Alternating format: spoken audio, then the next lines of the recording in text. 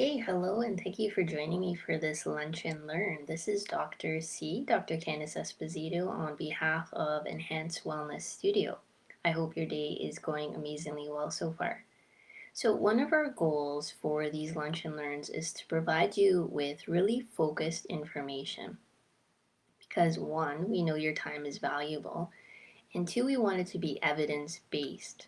So it can be actionable. You can implement these, this information, these tools right away in regards to optimizing your health, right? To be able to put this into practice right away in your life.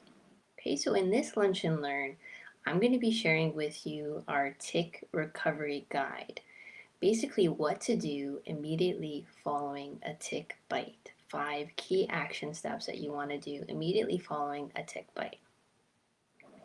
Okay, so we'll get some medical disclaimer, legal stuff out of the way.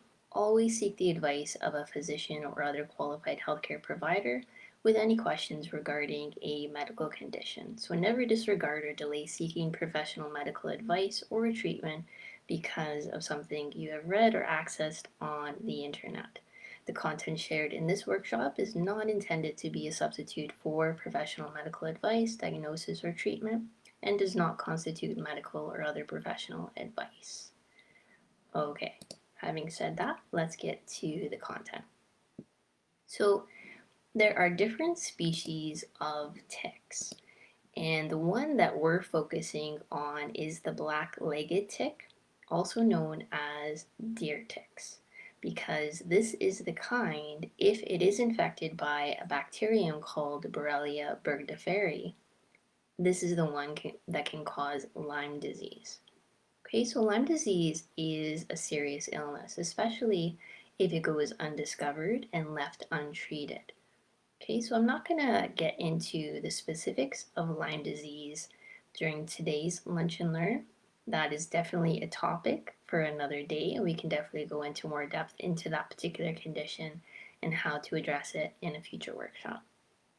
For today, we're going to focus completely on prevention. So, black-legged ticks can live anywhere where there's woodlands, tall grasses, or bushes.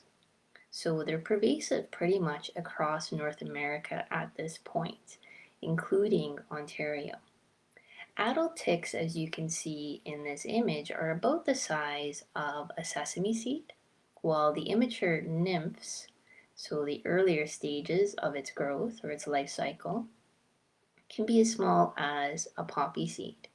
When they're full of blood, so when they've attached, they can be as large as a grape, so you can see the engorged adult, a picture of it at that point. Okay, here we have the Ontario Lyme disease map for 2021, and this is put out by Public Health Ontario every year. And what they do is they determine some estimated risk areas, and these are areas where ticks have been identified and are known to occur. Okay, so I want you to keep in mind though that ticks feed on and are transported by migratory birds. So really there's a possibility of encountering an infective deer tick almost anywhere. Now about 1 in 5 deer ticks carry that bacteria, Borrelia burgdorferi, that causes Lyme disease. However, in certain areas where these ticks have been established for a number of years, as many as 40% of them carry Borrelia. Okay, and it's also important to know that tick activity is not seasonal. Okay, it's not seasonal. It's actually temperature driven. So any day where the temperature is 4 degrees Celsius or higher, ticks will come out to find a meal. Now, spring and summer obviously have a greater probability of higher activity, but that being said, tick activity has been noted even in the winter months when the temperatures are particularly balmy for those particular months. Okay, so that's a little bit of background information. Now, why am I sharing all this with you? What are the specific benefits to you? Why is this important? Well, number one, first of all, we want to reduce fear. Getting a tick bite, if you've ever had one, which I have had several number of times, can be scary and alarming, especially the first time that you get one, or if you don't know what to do. So, by equipping yourself with this information, you'll know exactly what to do if the situation ever arises. You'll be prepared. And then you can also share this information with your loved ones so they're prepared. Number two, this approach that we're going to talk about focuses on supporting the immune system with anti-pathogenic herbs to help guard against potential health threats. So, what that means is that it's protective, it's preventative, and it's gentle. Antibiotics, as you may be aware, are often the first line of defense prescribed by conventional medicine, and that's totally fine. They do work. However, they also have side effects and further consequences to their use.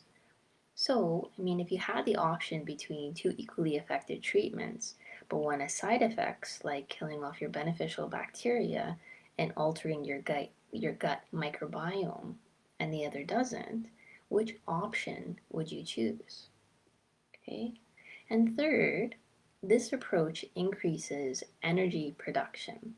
So, what I mean by that is that it supports your mitochondrial function. The mitochondria are the components in each and every one of your cells who are doing the job of taking in nutrients, like your vitamins and your minerals, and converting those nutrients into energy to power the function of each and every one of those cells. Okay, so if the mitochondria aren't working, you're not going to be healing. You can't detoxify efficiently. You can't eliminate efficiently. And your immune system is not going to be working efficiently either. So those mitochondria are extremely important. And unfortunately, it's not really an area that's looked at in conventional medicine. Okay, so here's an overview of the 5 key steps for tick recovery. I'm gonna go into each one of these in more detail on following slides, but right now I just want to provide you with kind of an agenda of where we're going. So step number 1 is remove the tick right away. Step number 2 is save the tick for testing whenever it's possible. Step number 3 is use topical support. Step number 4 is to boost your immune system. Step number 5 is to increase energy and decrease toxicity. So let's look at each of these in turn. So as I said, step number 1 is to remove the tick the right way. That's key. You want to remove the tick the right way. The right way is not with tweezers. It's not with pulling the tick off with your hands or your fingers. The best way to detach an embedded tick is by using a tick removal device. And you want to spin and remove the tick. So again, avoid using tweezers, avoid using your bare fingers. Avoid pouring anything over the tick, like alcohol or even essential oils, because that can cause the tick to infect you. Okay, avoid flame as well. So having a tick removal device on hand before you ever get a tick bite is always a good measure. These tick removal devices can be found easily online, like on stores like Amazon. Simply search for tick removal tool and a lot of options will come up. Another good source is CanLime. CanLime is the Canadian Lyme Disease Foundation, and they have tick removal kits certified, by their organization, available for purchase on their website. Okay, so I can provide some links and details in the comments towards the end of the Lunch and Learn if you would like any of this information. Okay, I'll also provide you with an option at the end of the workshop to email me directly if you want a summary of these steps, so to have this information on hand. So you don't have to worry about if you miss anything during the session itself. You can always go back, review the recording, or like I said, email me directly to request a summary. So step number 1 is to remove the tick the right way. Step number 2 is to save the tick for testing. And again, this is whenever that is possible. Okay, so after the tick has been removed, save it in a bag so that you can send it in for testing. Now, another option is you can submit a picture online at etick.ca. So etick.ca has a mobile app now as well. So it's easily done, like if you're out and about just using your phone. So a good idea is to download their mobile app from etick.ca. Each province across Canada has its own testing. So you can actually visit canada.ca, look under the public health section, and again, I can provide the specific URL in the comments a little later. There is another organization if you're based in the States called tickencounter.org, and they have options there to help you identify the ticks as well. So step number 2 is save the tick for testing or upload a picture to etick.ca to get further information. Because that information, about the tick, its likelihood of being infectious can then inform your next steps. Okay, and step number 3 is to use topical support. So once the tick is removed, you want to cover the tick sting with an anti-pathogen combination. So the combination I recommend is a few drops of IS Bore and IS Boost. So these both contain anti-pathogenic herbs that enhance immune function. And then after you've applied those drops, I like to follow that up with a few drops of biomolecular oxygen on top of those herbs. If you want to make a salve, you can do that. So you can add these herbs to coconut oil or another similar salve base. And then you want to apply this every hour to the tick bite for the first few days. So usually I recommend for 2 to 3 days following. So you really want to work the drops into the skin, cover an area generally greater than just the bite itself. So the risk of getting Lyme disease increases in general with the length of time the tick remains attached to your body. So if you believe a tick has been attached to you for 24 hours or longer, or if you're unsure how long the tick has been attached to you, or if the tick's body is fully or partially engorged, it is recommended to see your doctor to determine if you need treatment. Okay, so especially if it's attached for 24 hours or more, if you may not be sure how long it has been attached, or if the tick's body is fully or partially engorged.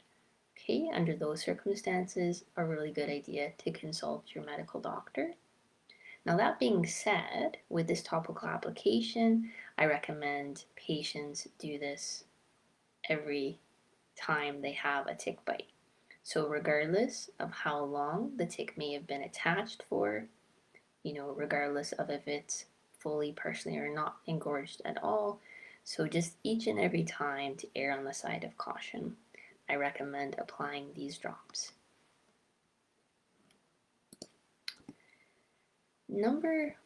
Step number 4 is to boost the immune system. So to do this, you take the IS Bore and the IS Boost also internally. So you want to do this as directed with the help of your doctor. And we do this for, again, that anti-pathogenic support, but then also detoxification support. And generally we use this internally for several months, at least a minimum of 1 month following the tick bite. Okay, so at a minimum, you're going to want to do a full round of each anti-pathogenic herb combination. And simply that means at least 1 bottle each of the IS Bore and the IS Boost. Okay, so these products are through a company called Cellcore Biosciences. And at the end of the Lunch and Learn, I'll give you some details about how you can obtain them.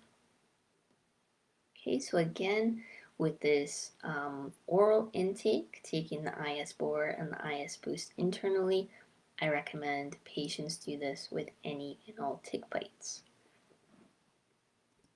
Step 5, you want to increase energy and decrease toxicity. So optimizing mitochondria, right, those components that are taking in our nutrients and converting them into energy to power the cell's function.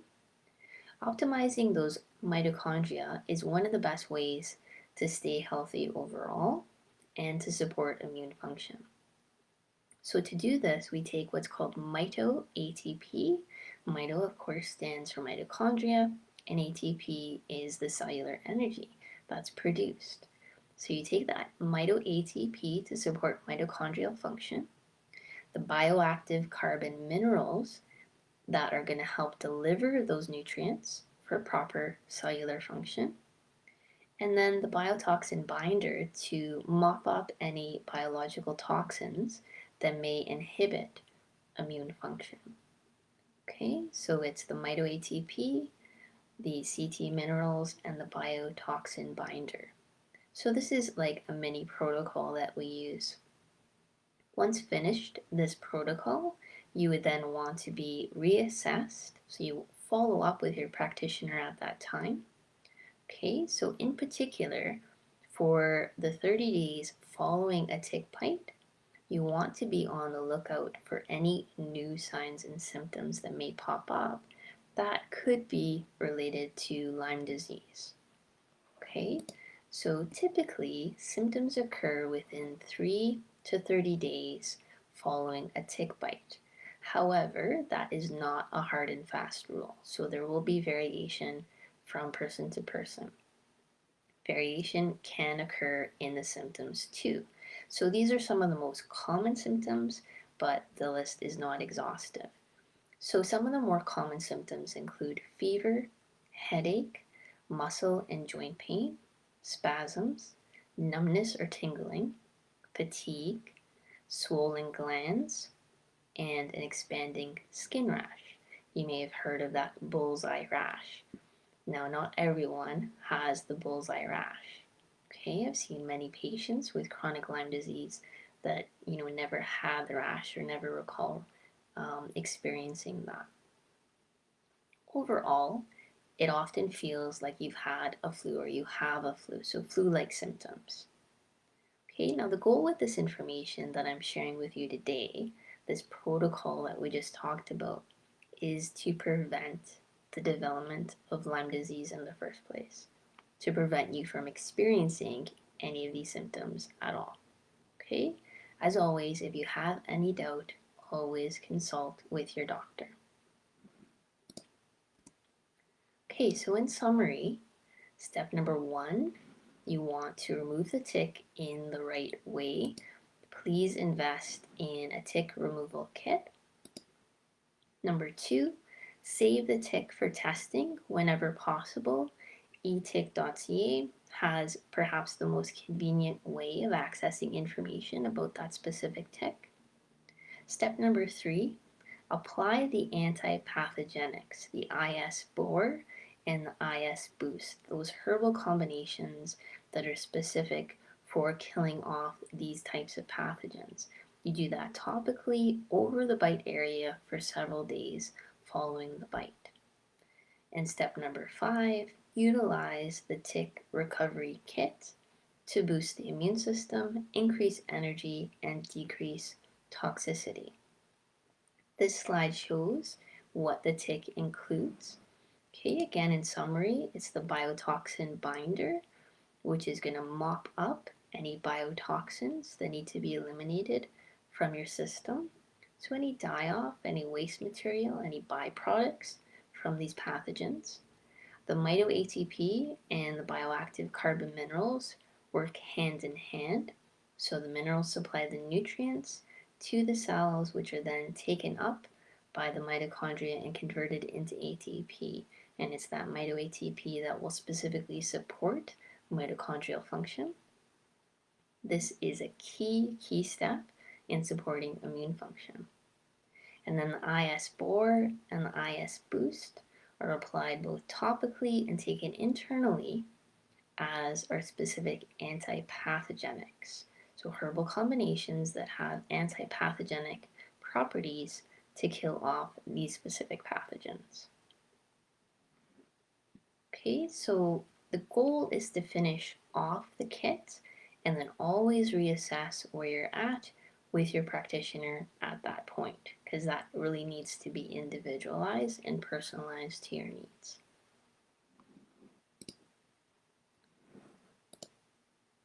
Okay, so I thought what I would do is answer 3 of the most common questions I get around this topic and this approach, because often you're going to be wondering these questions yourself. And then I can always check in at the end if there's any questions that have come up in the chat as well. So the first question that's common is, are antibiotics a good solution to treat a tick bite? So I kind of answered this earlier. Antibiotics absolutely are an option you can choose and use, and are considered the treatment of choice or first line therapy by most medical or conventional doctors. However, consider that they can do more damage than good if implemented as the first step of treatment, especially if you haven't even tested the tick. Okay, and that's because antibiotics, as you may be aware, kill off the good bacteria in addition with the quote unquote bad, and therefore alter the balance within that gut microbiome. So the balance of good to not good bacteria.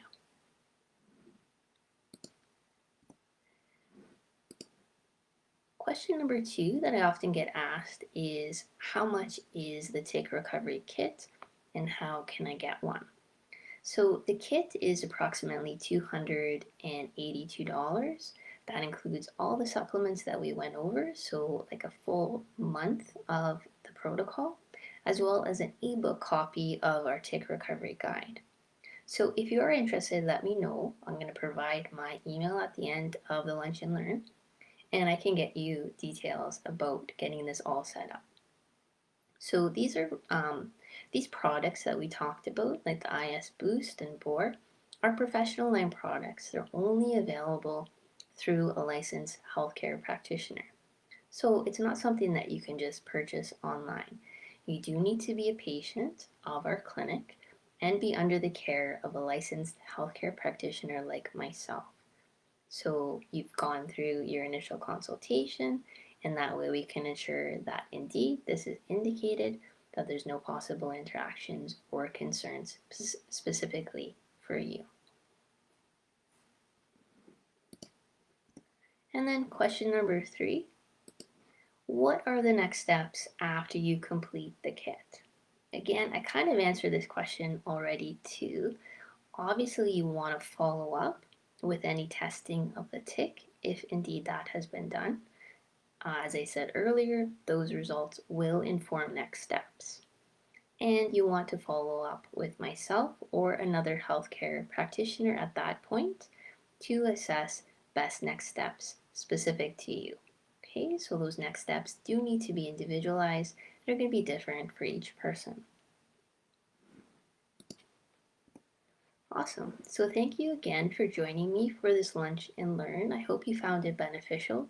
My goal is to support you in being prepared and to take the action steps that will offer the best line of defense. So feel free to reach out, get in touch with me if you have any questions, if you'd like a summary of the information that we went over today, and or if you'd like to get set up with a tick recovery kit and become a patient of Enhanced Wellness Studio. So on behalf of Enhanced Wellness Studio, thank you for joining me today. This is Dr. Candice Esposito. Please feel free to reach out to me at Candice at enhancedwellness.ca. I hope you have an amazing day.